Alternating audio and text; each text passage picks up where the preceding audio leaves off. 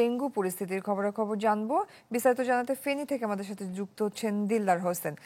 দিলদার, ফেনীতে ডেঙ্গু পরিস্থিতি এখন কেমন দেখছেন জানাবেন আমাদের। হ্যাঁ জয়, ফেনীতে ডেঙ্গু পরিস্থিতি বলতে গেলে ডেঙ্গু দিন দিন বৃদ্ধি পাচ্ছে রোগীর সংখ্যা। আমি এখন রয়েছি ফেনী 250 শয্যা জেনারেল হাসপাতালের ষষ্ঠ তলায়। আমার পিছনেই ডেঙ্গু ওয়ার্ডটি রয়েছে। এই ওয়ার্ডে আজকে আমরা খোঁজ নিয়ে জানতে পেরেছি গত 24 ঘন্টা ফেনী জেলাতে ডেঙ্গু আক্রান্ত রোগী ভর্তি হয়েছেন 11 জন। তবে এখানে ভর্তি রয়েছেন 6 জন।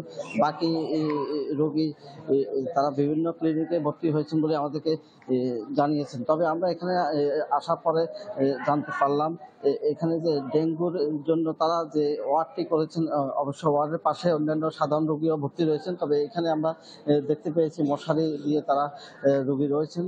ফেনীতে চলতি মাসে 87 জন রোগী ডেঙ্গুতে আক্রান্ত হয়েছেন এবং চলতি বছরে আক্রান্ত হয়েছে 297 জন। তবে আমাদেরকে চিকিৎসক হাসপাতাল কর্তৃপক্ষ জানিয়েছেন যে এখানে পর্যাপ্ত কিট রয়েছে। তবে চিকিৎসা ব্যবস্থা সম্পর্কে আমরা জানতে পেরেছি যে এখানে যারা ভর্তি হয়েছেন তারা কোনো কোনো ক্ষেত্রে অস্বস্তি বোধ করছেন পরিবেশের বিষয়টা নিয়ে। বাথরুমের অবস্থা খুবই খারাপ, যার কারণে তারা আমাদেরকে রোগী এবং রোগীর স্বজনরা আমাদেরকে জানিয়েছেন। তবে চিকিৎসক বা হাসপাতাল কর্তৃপক্ষ জানিয়েছেন যে এখানে মোটামুটি চিকিৎসক সহ সেবিকা যারা রয়েছেন তারা চিকিৎসা সেবা দিয়ে যাচ্ছেন।